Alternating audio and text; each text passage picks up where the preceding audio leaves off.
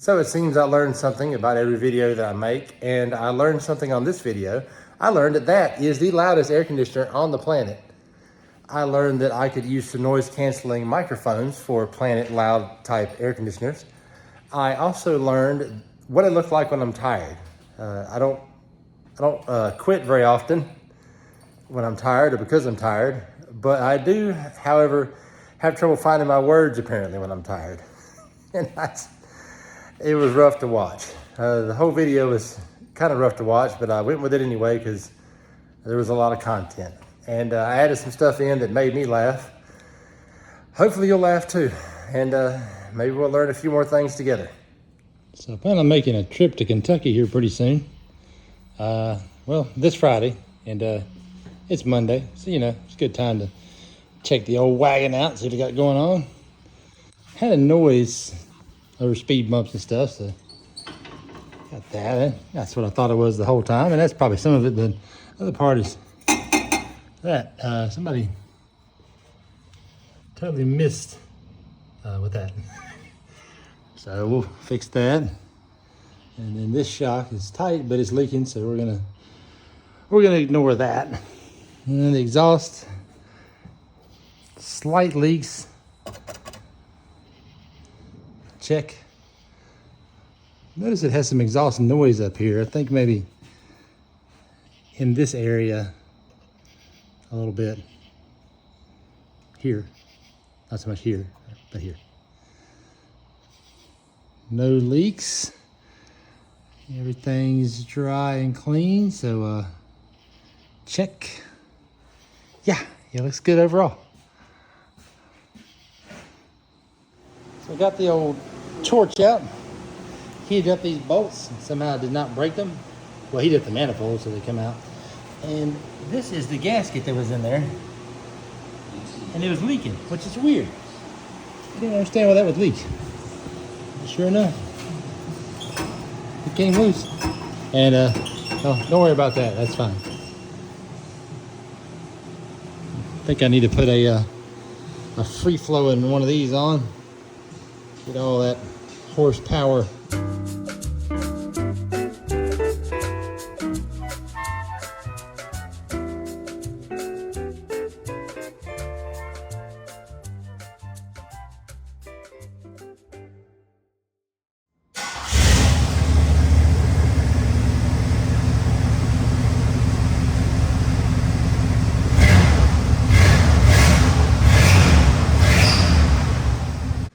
Well, I'm not proud of it, but there it is.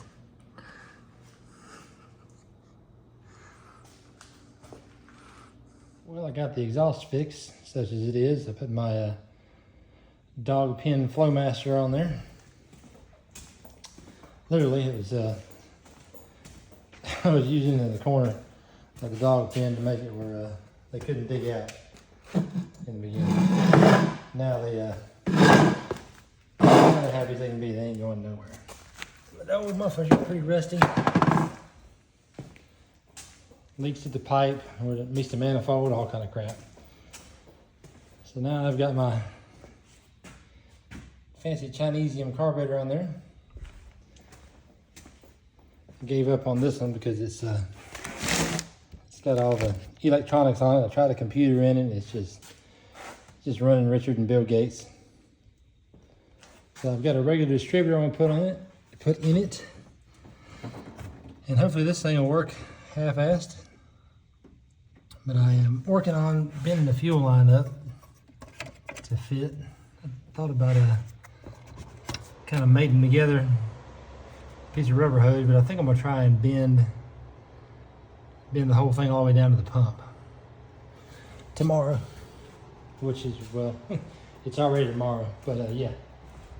This is the part that goes down there to the pump. So I think I might try and bend that whole piece. I don't know how that'll work out, but we'll give her a shot.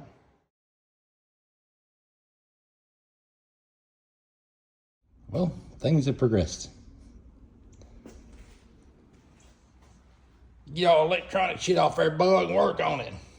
I can actually work on those feedback carburetors, but this one just didn't make sense. So now we hit up the old Scamazon.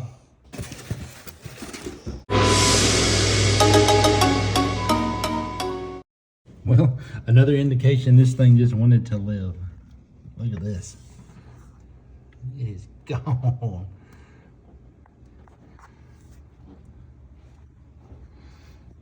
Wow. Aww.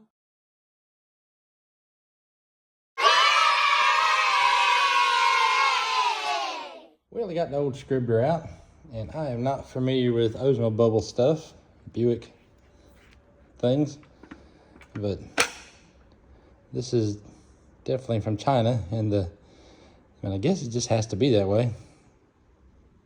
But I'm used to it pointing the other way. We'll see. I got my old distributor in, the car fired up. Need to do a little tweaking on it. And since I don't have the computer anymore, I need to get the torque converter wired in for the fourth gear lockup. This purple wire should be the power to it, so I should be able to just able to ground in there, and then when it hits fourth, it should do its thing. And I don't mind doing it because I feel like I can get it back. It didn't have any leaks now, so I should be able to get it back without that, leaks. So that'll be good. Nice and dry. Trying to get my my MPGs back. So it occurred to me as I was about to take the transmission pan off and try to get it all to fall into this little bitty funnel. This one, that won't happen. It occurred to me that I have one of these, and that I could just pull the fluid out of the pan smartly with this. So that occurred to me slowly, as things often do. So I'm going to do that. First, I got to put on my little adapter. Bottoms out.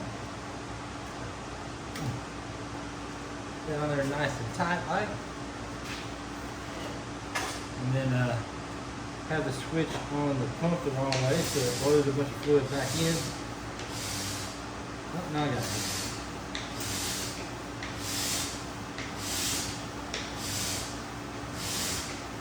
This is a lot smarter than getting the fluid everywhere. I had a friend one time I worked with, he took the transmission pan off, and it had fluid in it, and it come down and it bounced and it just washed fluid all over him. But it was like a cartoon character silhouette of fluid around him on the floor, and he was just douched. And it's filling it up. I took another one of these I had. It only had suction on it, and I tried to make a check valve in it and put air to it, and just put a little bit of air to it. And it didn't take much at all to blow the top off of it. And that sucked. I'll get this all pulled out. I'll be right back. So whilst we are waiting, I'll show you my high performance fuel line. I took the factory fuel line, which is right there, and the Oldsmobile carburetors, Buick Olds, come straight out, and the Chevrolets come off to the side. So I expertly bent this in a horrible manner and made it work. It's in there. I knew I could have put a rubber line on it, but with fuel today and that thing cracking and drying and just burning this thing to the ground, I don't want that. I'd rather have an ugly fuel line. Plus, it's making 150 horsepower, maybe.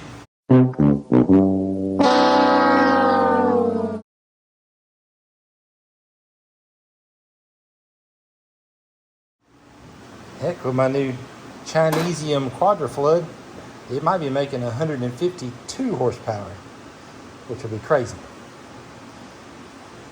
Don't want to let it get away from me.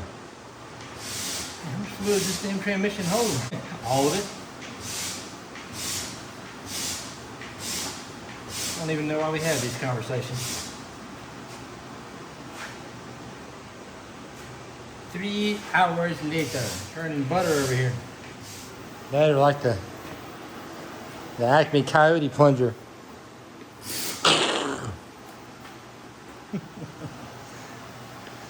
That's how my brain works. Or it doesn't. Starting spitting and sputtering. I reckon that's it.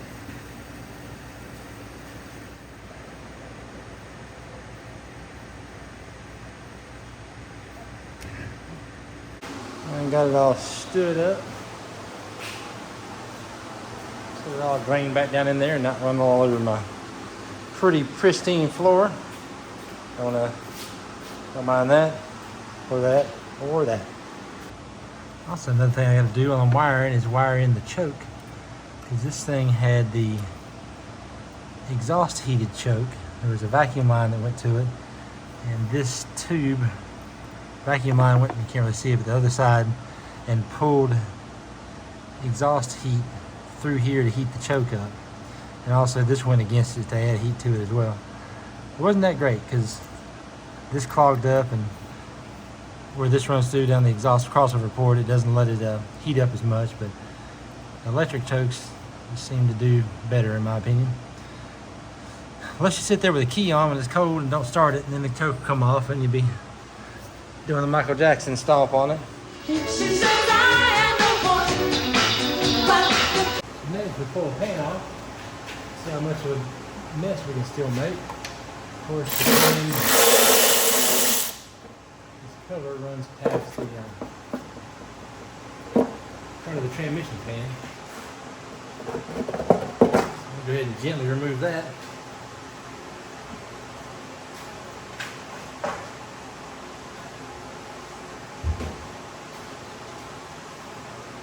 See what looks like a little bit of transmission fluid leaking. So we will also just go ahead and ignore that. So as I mentioned before, there weren't any leaks. Sure you're listening, right?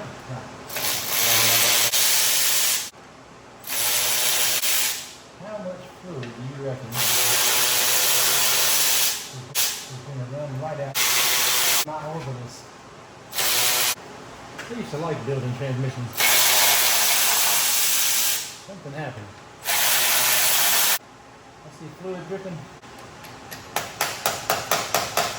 Anything's a hammer if you're doing enough. Oh, here we go. All the bolts are loose and the pan hasn't moved. I'm going to take off my little D-bite, my little Tamagotchi. You know I'm about to get freaking douched. And this one? Huh? Like Wile E. Coyote under that damn thing. Whenever he's up under the fucking rock, a little umbrella. Shouldn't be too much coming out. What are the chances someone glued this fucker on? I don't want to hit it too hard and jack up the ceiling surface. Hit it too hard and jack up the ceiling surface.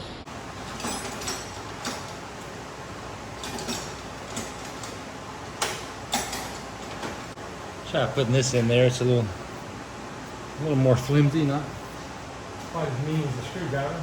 Angle part down enough to change up the surface. This is about the point when it starts just running out everywhere.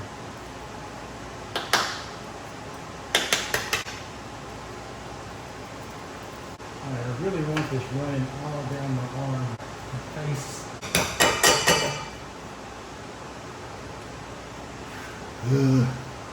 Need more. So if you're doing it right, it'll fall and bounce one time real good, like I said, and just put fluid everywhere. And you're cramming something in there like to put in between the pan and the gasket. There we go.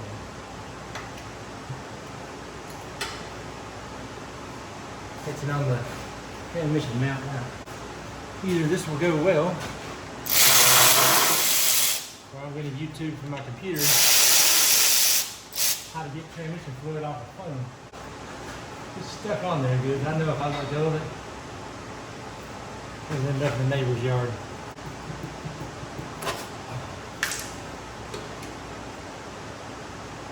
Splash, splash. Wasn't bad. Look at that. Nice. No metal. Way better than I thought it'd be. Fresh speedy drive on it. The more I look into this thing, man, the more I think the ticker's right. We said 87,000. But I know my torque convertible ain't been locking up because the computer ain't told it to. Hopefully, if I remember right. It looks weird. Look weird to me. No? I guess it ain't. Oh, just me. Anyway.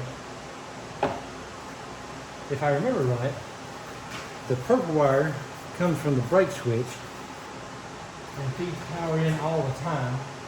And then the computer grounds it through the green wire?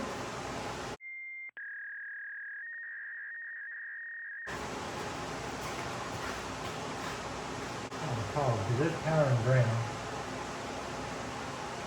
Yeah, there's power. Can you see? Can't see shit, can you? Let me get you on in here. Right there is the TCC solenoid, the transmission converter clutch solenoid, and power and ground. So the ground on this one goes back out into the connector, and the power comes in. So I think that's right. I think the computer controls the ground. So if this is the fourth gear switch, I reckon maybe this, I have to look at the wiring diagram, but I reckon maybe this tells it that it's in fourth in the computer. So if I'm right, I should be able to just take the ground, hook it right here, and it will only lock up in fourth, and the brake switch will, unlock it. Then now, of course, it comes out of fourth gear. But I'll have to research. I'm pretty sure that's fourth gear lockup because there's really nothing else I see in the other spots.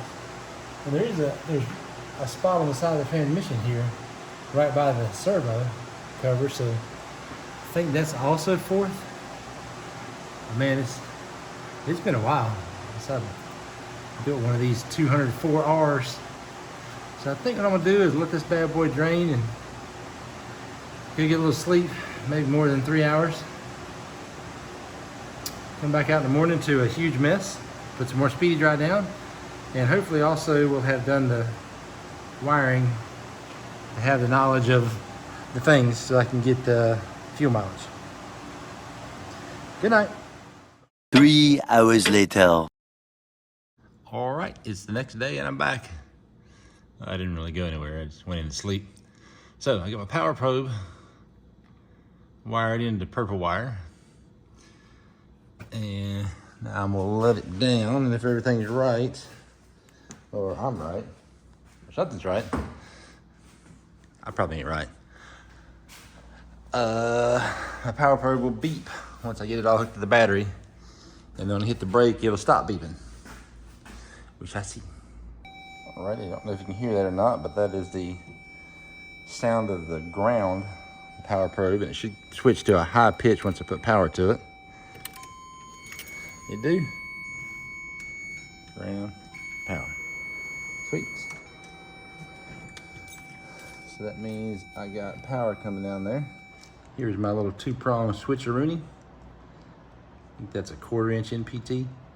And this could probably be put on the outside, but then you'd have to still, well, no, you could, but you still have to do wiring in here. So on this 4th gear switch, because it doesn't ground. It grounds all the time until it has pressure on it, then it opens. And there's the part number. You see that pretty good. The switch. So I went through and I cut off this wire going to the switch and its end. I don't need it. So the next one is, the black one's gonna be the power wire. The next one's gonna be the ground. So in the connector over here, if I'm looking from the outside in, it's the top left is the power and the top right is the ground. All right. left is power. Yeah, top left is power, which is the purple wire, and then directly under that is another wire, tan with a black tracer. I need my glasses. Yeah, so blue coming out, or blue, light blue with a green tracer. Where's that green? Holy shit! One of us can't see. Yeah, there you go. Green with a white tracer is the ground signal that it loses to tell the ECM it's in 4th gear. And then purple is the power wire to the TCC, and then tan under that, I think it's tan, yeah, mine is tan with a black tracer. Under that is the actual ground for the TCC. There we go. One of us didn't get our glasses. Oh, that light sucks. How's that? Does that suck less? That still sucks, but less. So where I'm at now is there's my ground for my TCC solenoid. So I'm gonna guesstimate. You know what? Since I don't need it over here,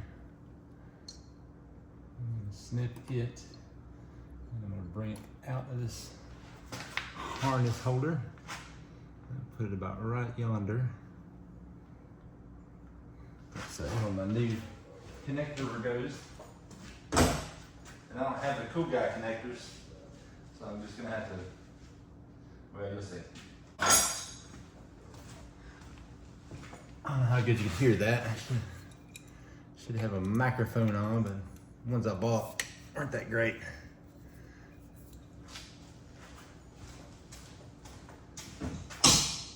Are you not entertaining? A 12 point will probably work for this thing, but I got the little cool guy sensor socket. It's 1 1/16, and I may fit this one. Nope. Well, I was expecting a whole bunch of fluid to run out.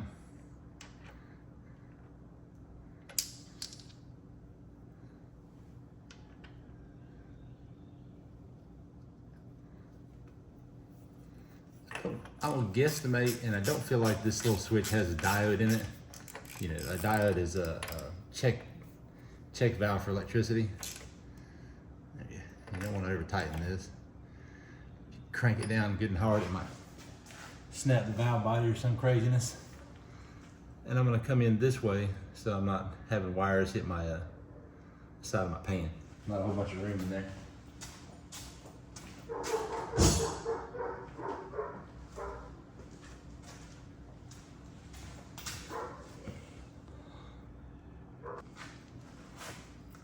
Here we go.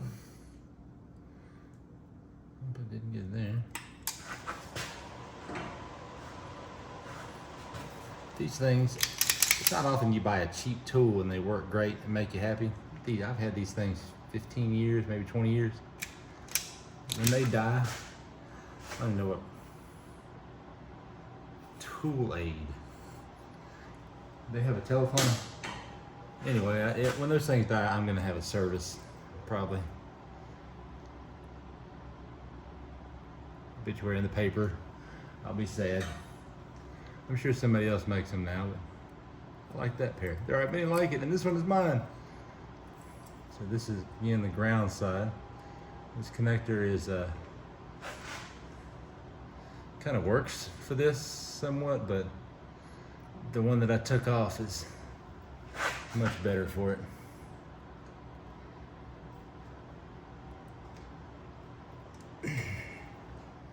But you get like one chance to do this with it and put it on there. So I'm leaving these open. I'm not really worried about covering it because it is a ground. I do, however, want to make sure my crappy mess here is good and tight, so I can give it a little pinch.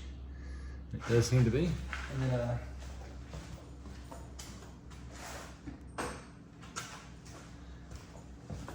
I repurposed a piece of that ground wire, and I made my little connector right there. I've taken this valve body bolt out.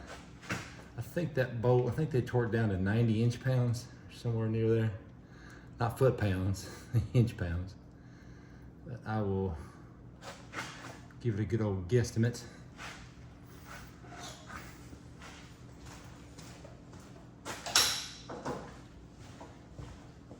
If I had taken all of them out, I would be more inclined to worry about torquing it.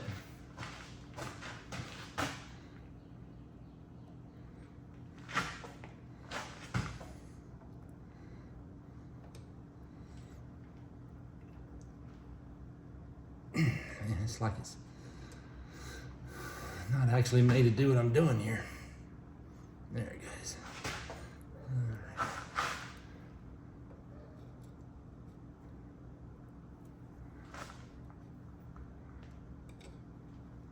And a nice little pinch.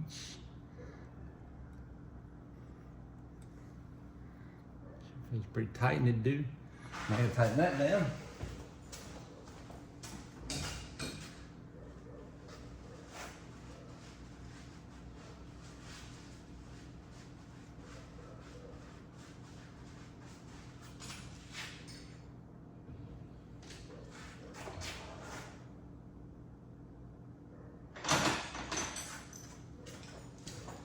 When I do things like this, I always use a little tiny ratchet.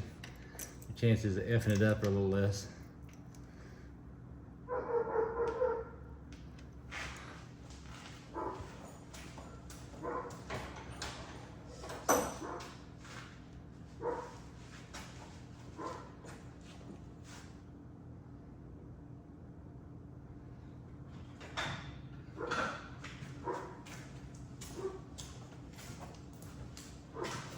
This is something I probably should have checked earlier. I'm going to take my DVOM voltmeter and I'll put it on continuity mode, horseshoes for resistance. Make sure it beeps. It do. Now I want to check and make sure that the wire coming from my TCC actually goes to ground.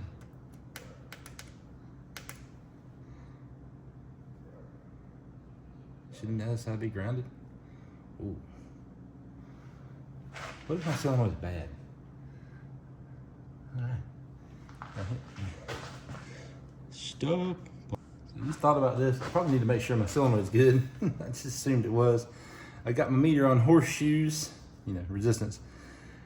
And continuity where it makes a noise.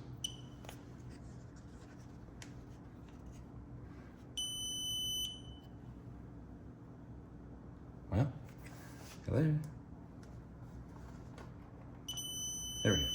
Meter's getting a little old, so it do be beeping. So this is on that wire, so we know it's grounded. It's not currently grounded. So I should have continuity through the two. Through it. Right, so I should be able to go to this one, which is my power going in. Is it still beeping? It does. So I should be able to go there, and our power going into the solenoid, and then come to this wire coming through it. And it is an open circuit. So that means I have a bad TCC. Fuck. Good thing I checked that. I would have been mad. I wonder if I got another one. I wonder if that's the same as the 60E. So when I took that filter off, it had an O-ring on it. I don't know how much I trust that. That seemed weird to me. But what I'm used to seeing on these filters is that type of seal, a big flat one.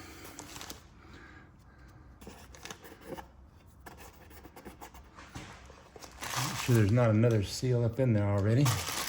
There's not.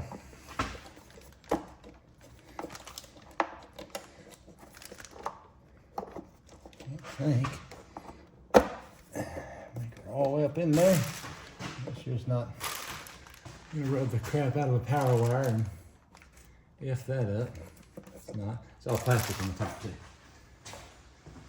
So the next thing is to clean off the pan. First we gotta wash our hands with the lanolin infused Italian pumice brake clean.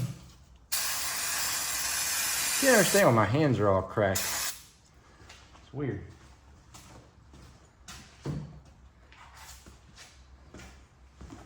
Then the next feature, which I won't bother to bore you with, is doing the razor blade rebuild of the transmission. All the old gasket material off. And we'll be right back. So this is definitely taking a minute. The last person who did this used Gorilla Snot weather strip adhesive on it. And I've been guilty of that in the past. As I got older, I realized that if the surface is clean and the gasket is right, you don't really need anything. And I'll be using a rubber gasket on this one, which I'm not a huge fan of, but it is what it is.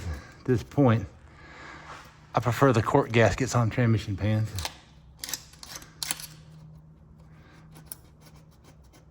They seem to leak less.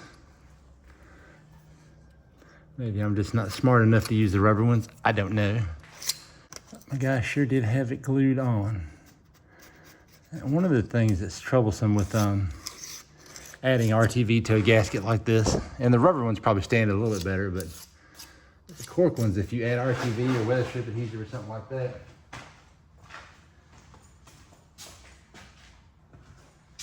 it tends to get in between the gasket surface and the gasket and actually make it split and leak, which, well, there you go. Here's a good example of that.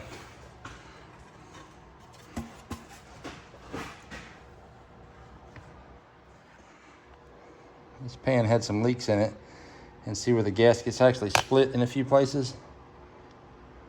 Right there. So what happens is when you put the extra stuff in there, put it around the bolt holes a lot, and you tighten it down and it can't get out, it goes into the gasket and makes it split and leak over time. So with what you think you're doing good on, you're actually not, which would describe about half my life. All right, I got the pan real clean, and now I'm gonna finish the rebuild on the transmission.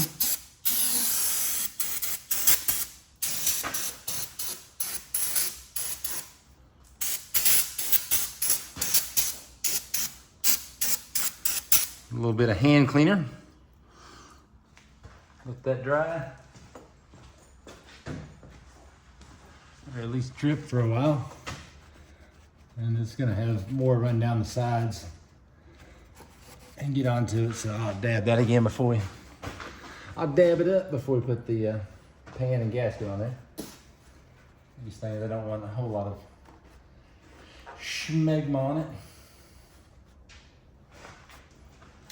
That's how I clean up the old pan. Rebuild on that.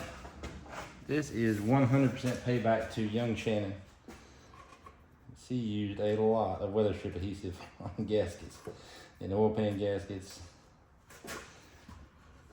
and everything else. And somebody tightened the crap out of this thing at some point, and it pushed the bolt holes up a little bit. So I'll take a hammer, smack that back down, we're done. We'll just percussive diagnostic, but in the meantime, I will get this gasket off of here and cuss it the whole way.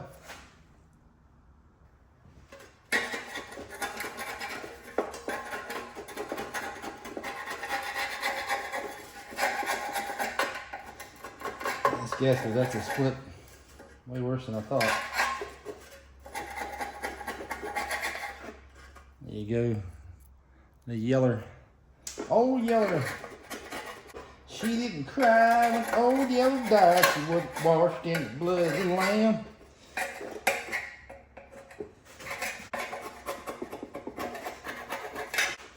Alright. Just now we get the Don't cut towards yourself with a knife. Everybody knows that. Just now we get out the little spinny, spiny, slingy thing. See if I can't put a bunch of little metal spikes into my forehead.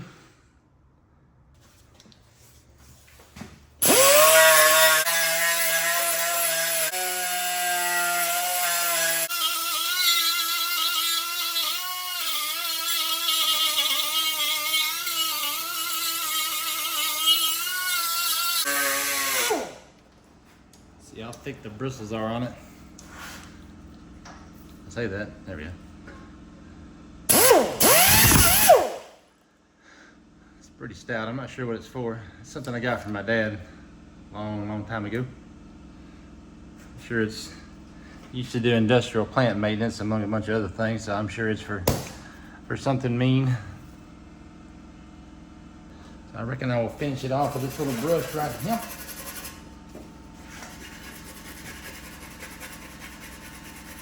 Pretty decent. I got a few spots of schmegma. Use my Rizar contraption here.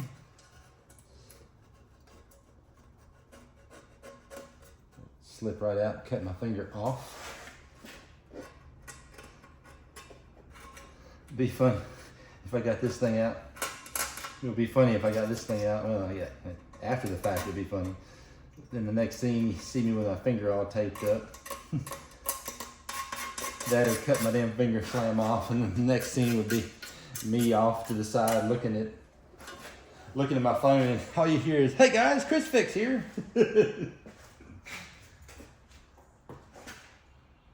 That'd be funny later, not while it was happening.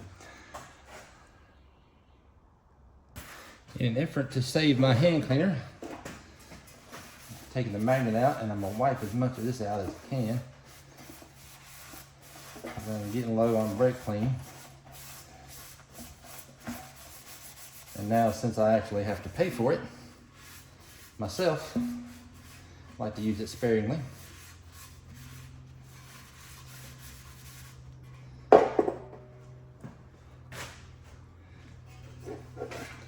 And there's a chance we probably won't clean this up very well on the outside.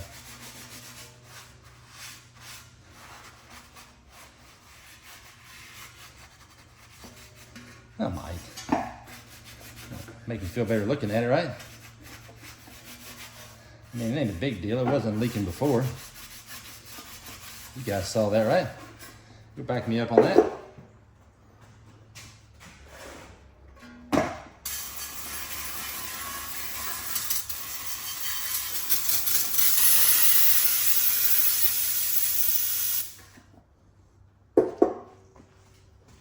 Dead. Alive.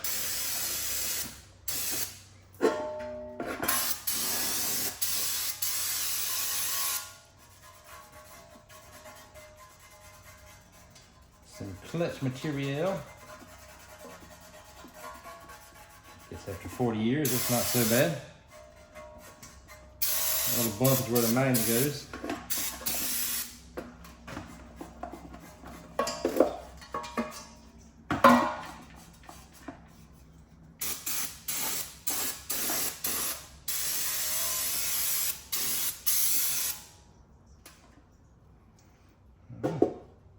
That's the important parts.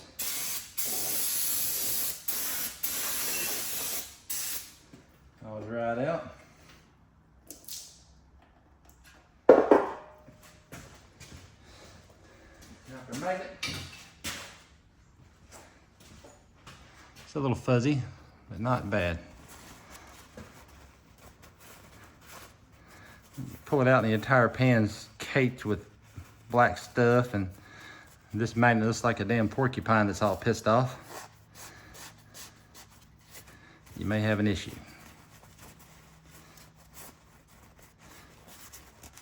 Since we're not rebuilding it, not completely, this is just a quick refurb here. I'm not gonna take the time to make this magnet shiny. I will put it back on this little kitty it goes on.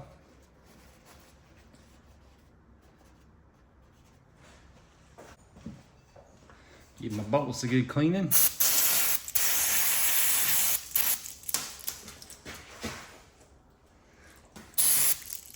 Mint. Important, please read. We'll get to that. I'll do that later. So to hold the pan gasket on, you can use the bolts. So the holes are small enough to hold it. And you don't need all the pounds of weather strip adhesive.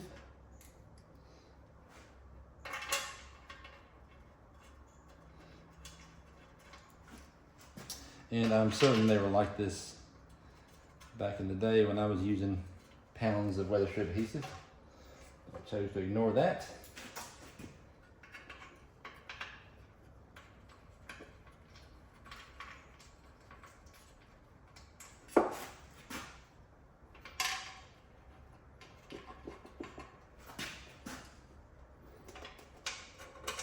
I want to use enough bolts to make sure that it's not wadded or folded in any weird way.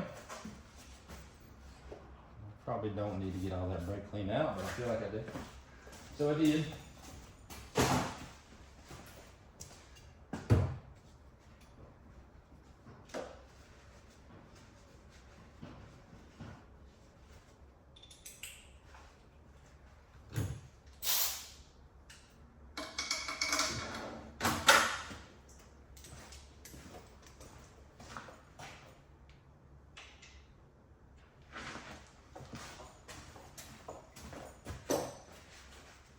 All right, let's go put her together.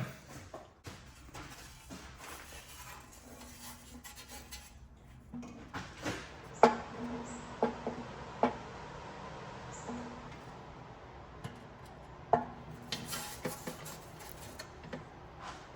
not to get a bunch of smudge from the rest of the car.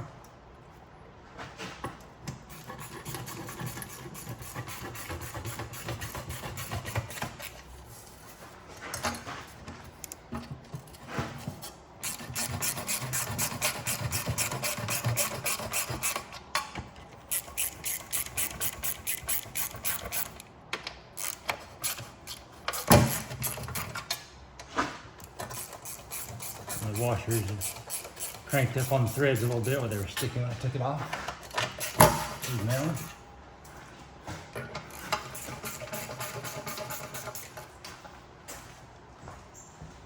So if you're like me and you're all ballsy and just neutral slam these things in, go slow so you're not cross-threading the world at first. You can give it a little bit and it binds up and it's not holding against the washer or something. Maybe back off a quarter turn. That being said, in a pinch, I have put a big fat self-tapping bolt into a transmission pan rubber before.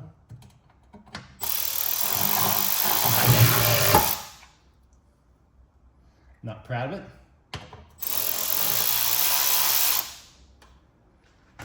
but it didn't leak.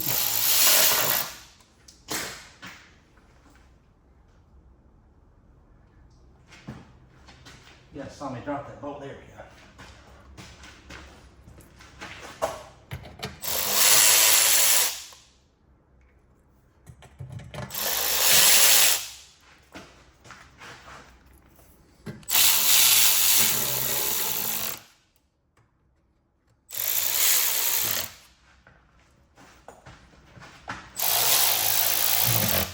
So I'll run it down with this, but I'll actually finish tightening my hand.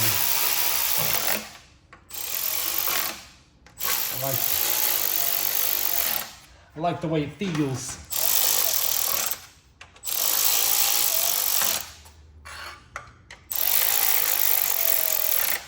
This is probably riveting. The video, actually it's bolting.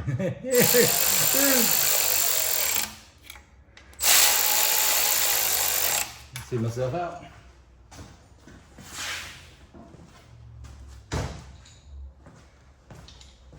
Actually, I will see myself out. It's about time to go to my main job. Working for the man.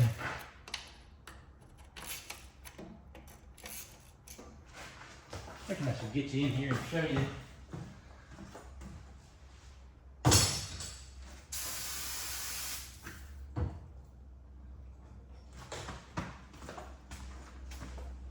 Show you what it looks like when you tighten this thing up properly.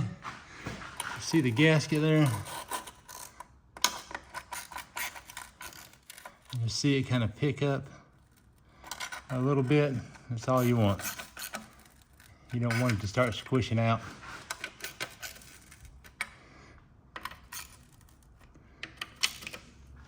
Of course, you want to kind of go back and forth in the X pattern. Don't just throw that ass in a circle.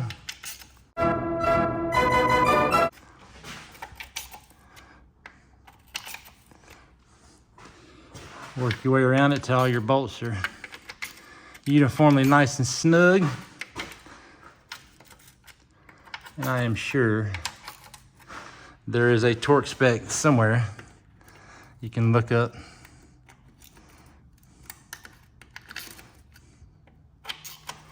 But I know it's not Dada's. And then for me, once I get them all where I went back and forth on it and I'm pretty happy with how they feel, I will go all the way around in a circle this time, just to make sure I've checked them all in order and whatever that is, and then I'm happy with how they feel. Somebody smart is probably going now to look up the torque specs. I actually went and contacted my associates at Google last night on the wiring diagram for this thing. Well, I will see myself out. It is currently time to go work at my regular job for the man. Okay, so it's dark again, and I was in a hurry, and I just did stuff. So I got it fired up. The transmission pan didn't leak. That's good. Got fluid in it. Solenoid clicked. We talked about that.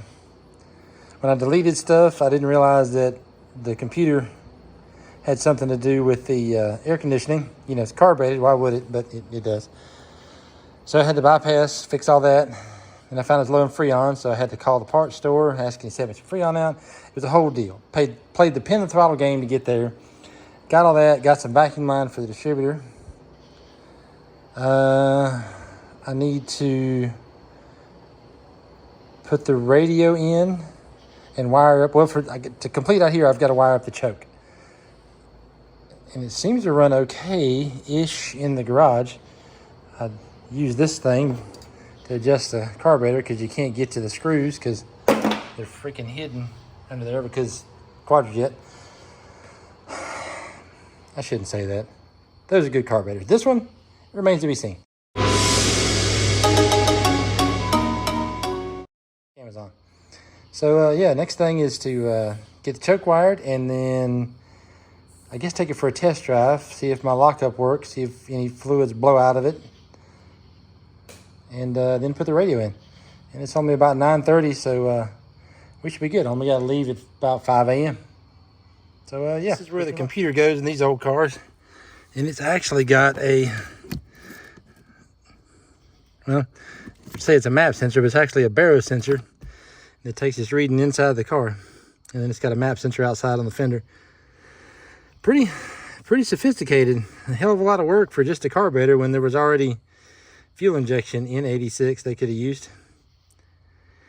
But whatever. This I'm not really using it, but when I plug it in, the check engine light stays off and it's really flipping bright, so it's going back in. I'm pulling my wire through for the choke, and I use one of my safe opening tools here, which is a if I come on through there, oh, it's sticking. Give it. And we're back. So, yeah, safe tool. which is actually a windshield wiper thing. And I have taped the wire to it. And now all I have to do is just gently, easily pull it through the hole with no problems. You mother, as I was saying, simply pull it through. And this will be my new choke wire. Sorry to use, if you can see it, there's one up there above the yellow fuse. Actually, there's two of them. They both say ignition. So hopefully I'll be able to plug the wire in there and it'll only be hot when I turn the ignition on, and that'll heat the choke. I'm aware of how to solder and run wire. Didn't do that. Let's just run this thing to the firewall. Here we are. Hopefully it's not gonna, drag on anything and short out. So that being said, that should turn to a higher pitched tone when I turn the ignition on, if it's actually wired to the ignition correctly. Yep. Sweet. So now I have power for my choke. Well, it's about 10:30. I need to be on the road by 5 a.m. tomorrow. I need a shower, I need a shave. I don't know if that's gonna happen. Yeah, it's really rough. Not much you can do with that anyway. So this carburetor takes a pretty specific connector. I don't have that, I have this. So I took this aftermarket tool right here and ground that spot out to make it nice and thin so I can fit this POS on there. Get it, fabulous? Yeah, choke me, daddy. So were this a proper installation of a electronic choke, this would only have power when the engine was running, typically via an oil pressure switch. We ain't got that. We got whatever this is. So let's see what happens.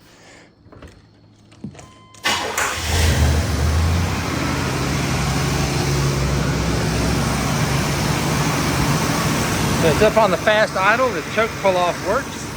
That's cool.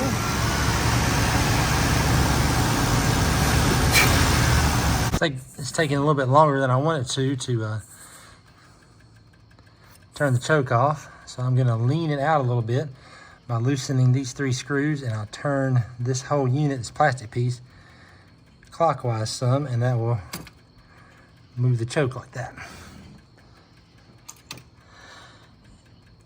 I adjusted it a couple of clicks and that didn't work, so I turned it a lot. And well, it's off now. So yeah, that'll be good. I take a screwdriver and stab it. I don't know. All right, it is 10:50 now. Oh, hey, there's the camera there. And I'm finna go on a test drive. Maybe, if I can figure out how to work this thing. I adjusted the timing. I let it sit here and idle in the garage and get hot, and it gave me a dragging start, so I backed it off a little bit. I can't imagine it's got much compression, so I should be able to guesstimate pretty good on the timing, one would hope. Alrighty, well, here's an update. It had never done this before on gravel.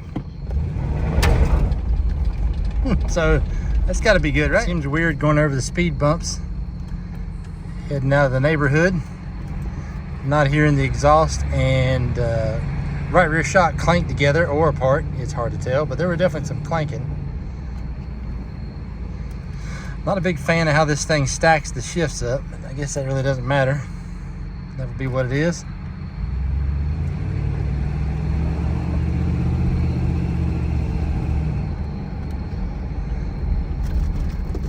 Check the old fluid when I get back. I'm hoping to see a 4th gear lockup. That would be very nice. It's a lot quieter.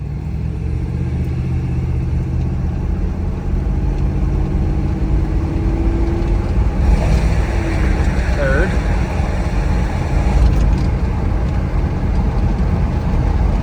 Oh yeah. Shoot, yeah, I felt it lock up. Nice. Need to back the timing off a little bit. Can hear a spark knocking. definitely not good because this thing will be in a constant, just low RPM drag. But let's get out on the highway and see what it do.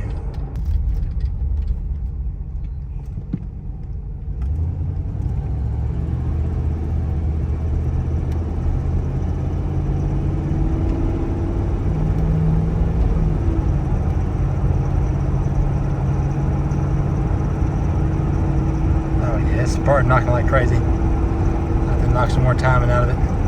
Pretty sure I can feel the converter locking up though, so that's nice.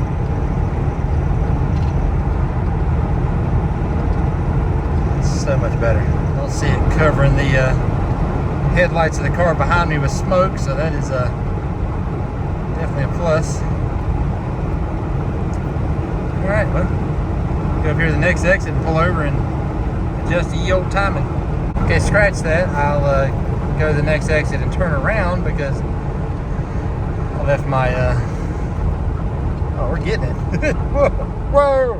I left my timing adjustment device, aka 13mm socket, at the shop. So there's that. All right, another update. It is so much less pedal effort to do 80.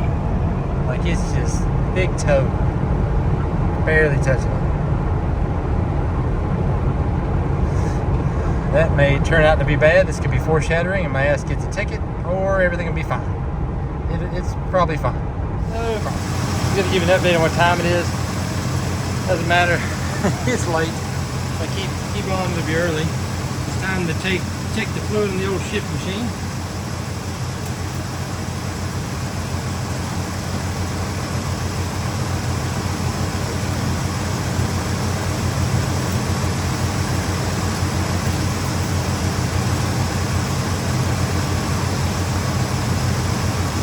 Up a touch, we'll be alright. Next thing to do is get in there and back the timing off, and I may adjust the mixture, the idle mixture. It smells a little lean, or I may just go ahead and let it be lean. I think I'm happy there with the timing. It's got a smooth start and a little bit of a flare when it hits.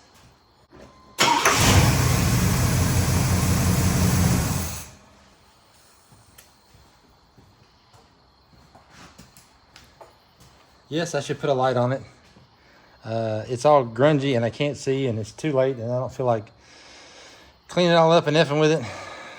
Yeah. Triple that, and that's what's on the digits where the timing, whatever. Sounds good. Ish. I'll go ahead and change the oil again, even though it's not timed mileage-wise. It had been sitting for a long time before when I changed it, and then also it had been just rich-ish, well, running rich, so I'm sure the oil's probably pretty gassed out. It's actually not that bad.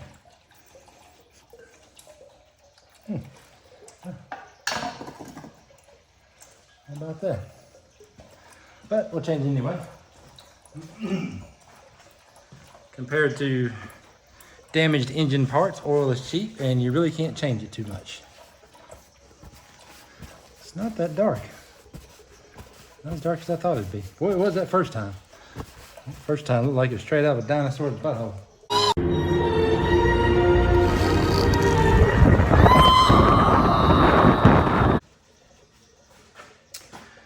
Wonder how full that oil thing is.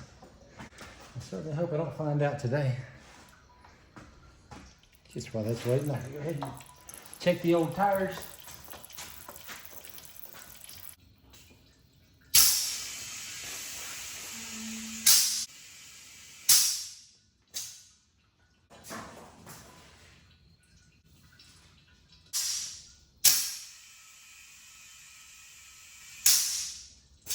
Definitely run a tight ship on maintenance and tools around here.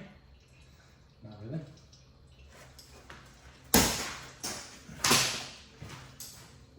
To be perfectly honest with you, this is probably the only thing I've really kept up on maintenance wise, other than my bike. Once or twice a year, depending on how much I ride it. It's actually been quite a few years since I've had a car I really give a shit about.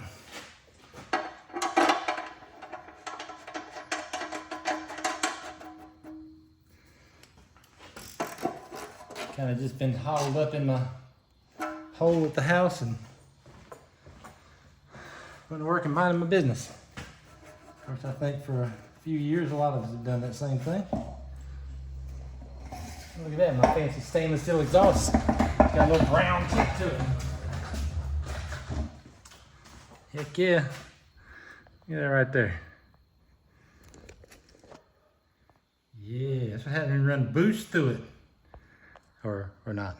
What I learned from the last time, changing the oil, is even though that's like a big hole, you can't pour it in there very fast.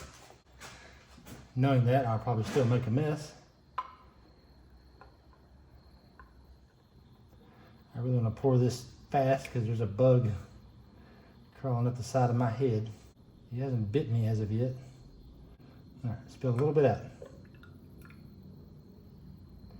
Not bad. I blame the bug. All right, fucker. Oh yeah, fly off now. All right. 5 quarts did for us.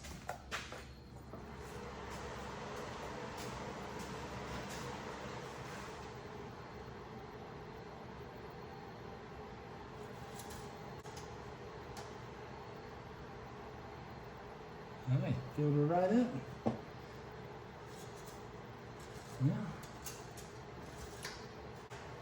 Now, do the thing I kind of despise, is put the radio in. The reason I really despise it is because it's kind of a pain in the butt to take the dash apart. Well, here we go taking the dash apart again. And I don't like it because it's very old and brittle. Scared to death I'm going to break it. I'm going to wait to put this cover back on over there in case I have to do any wiring for the radio. I'm kind of glad I didn't make the pieces to fit around it, the trim pieces. This one is under it.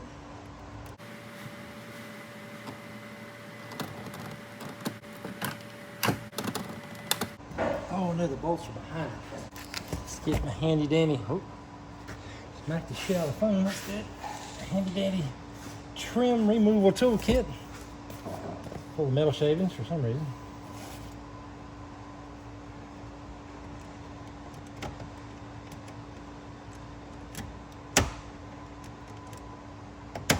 So scary.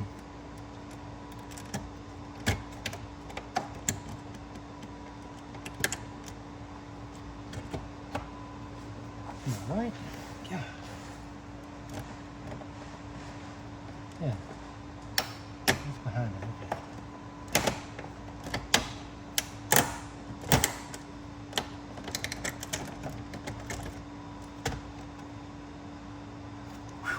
Didn't break it. Yeah. There they are. I think that is an 8. That's a 7.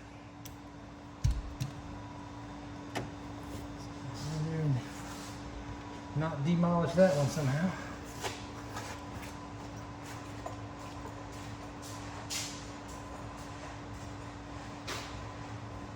That's really the only part, easy for me to say, that I despise about doing the radio in this car is taking this dash apart. So I know I won't find another one. I think is the headlight switch.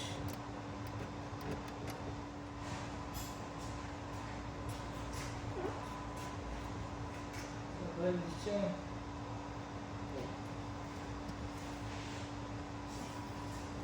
You have to go at it from behind, giggity.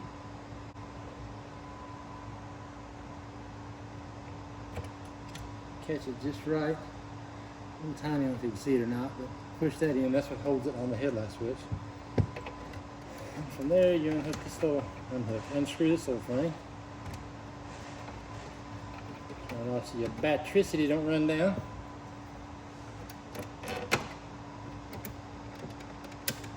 Give it a little wiggle.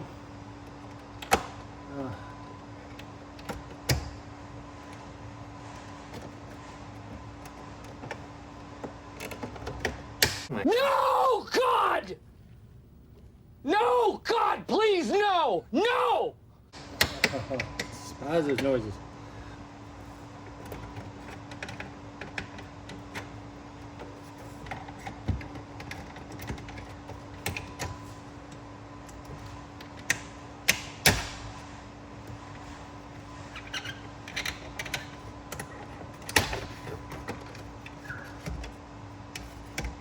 Alright.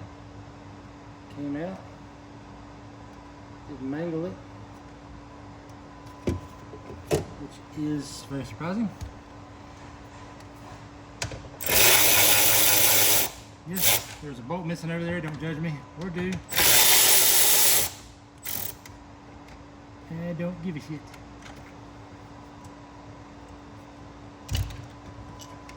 And after all that, this just simply comes right off. And now here's my ghetto radio install.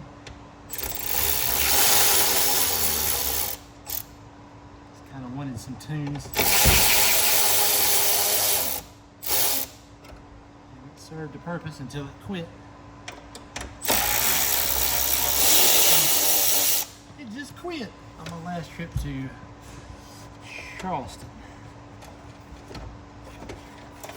I can't say much, man. This thing's a little cheap crap Amazon radio.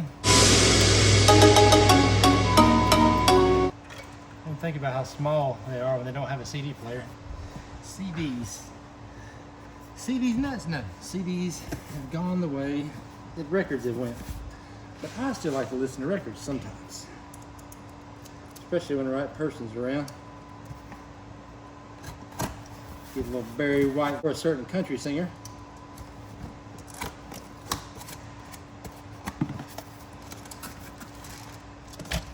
And how's this look? Probably equally as crappity. Car multimedia player. I have some multimedia. This was a couple of more dollars than the other one, about double. It still made it barely over $100 to the door. What are the chances that the wiring? Oh, look at that. That's nice. What are the chances that the wiring is exactly the same? Or also, what are the chances? Oh. Huh. Didn't get that on my last one. Fancy. But anyway, what was it saying? What are the chances the wiring is the same? Or what are the chances I plug it in and smoke comes out?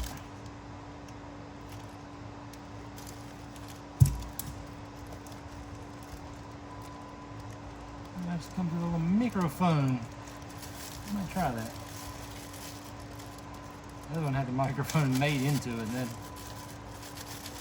that was not good. What is this? Is this a backup camera? Sure is. I bet that's some high quality stuff. I'll go ahead and bypass that. We got a remote. It's very similar.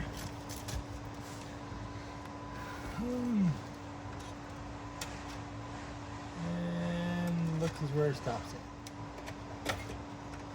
Again, yes, I know how to solder.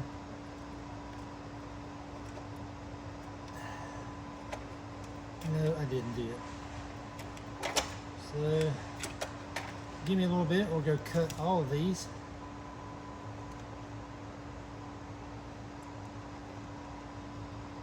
And probably solder some of them because I think I am low on butt connectors at this point. FCCD. I don't know what the fuck that. Brake defeat. Brake detect. Okay.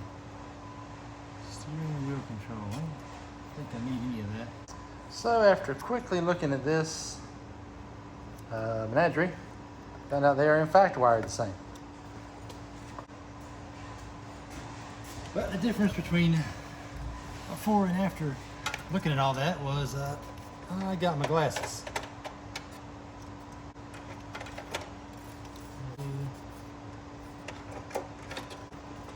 I saw me unplug. What's my ashtray light? There it is. No, second. So I should probably go back to the video and look at how these go. I'm not gonna. Suppose then we go in there one way. I don't hear no fuses popping, no smoke rolling. Oh, third one. I don't know if you guys can see it or not, but that is a hole over there where a clock would be. This one didn't have that particular option. Oh. Holy crap, I'm getting old. I'm gonna bend my sticker, my Body World sticker. Got that instead of the Jelly of the Month Club. You know, the gift that keeps on giving the whole year round. Bingo. Oh, wait a minute. This gets plugged in. Not sure. That is my illumination and my constant batricity. Shout out to that guy. Look at this. Somebody come look at this. No smoke, no smoking, popping fuses.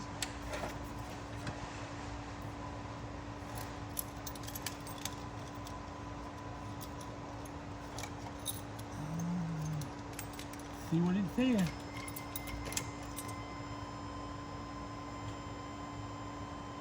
Welcome. Thank you.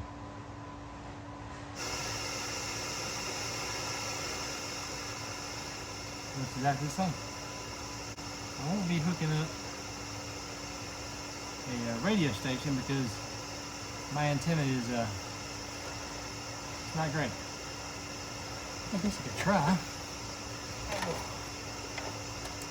Oh no, that thing's way too short.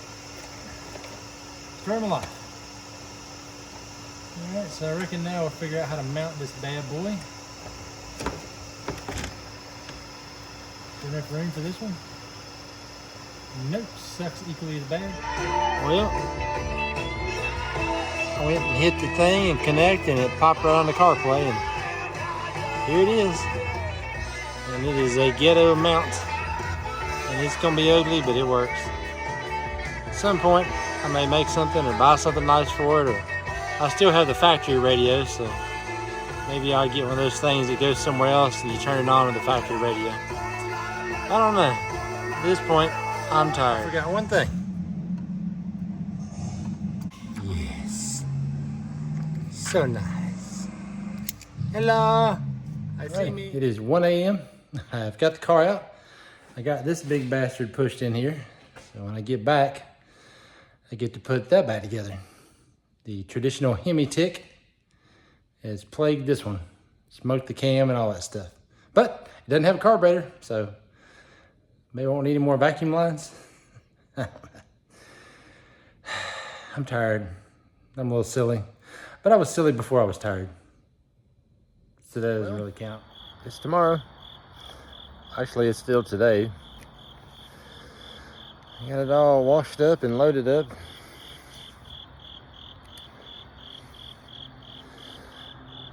It's gonna be a long day of driving. Oh. Told you I was silly. Well, let's see how the old Chinese carburetor do.